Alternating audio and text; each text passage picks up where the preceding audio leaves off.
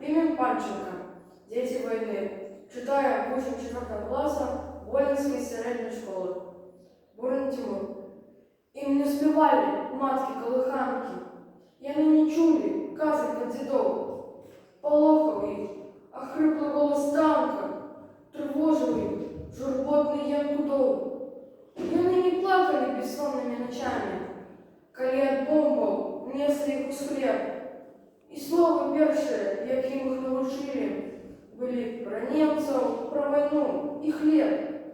Затихнуть битвы, ворог будет знищен, и дети причакают того дня, коли з-под облака упаде на попелище, як теплый дождь, густая тишина.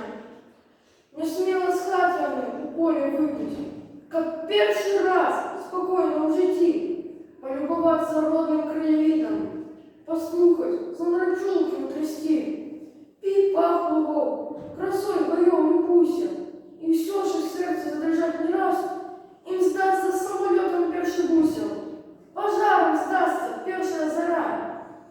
Лагодный гром за дальнюю Дубровой напомнить им про жар бомбардировок. И часто, часто, чистые их сны, врываться будут голосы войны.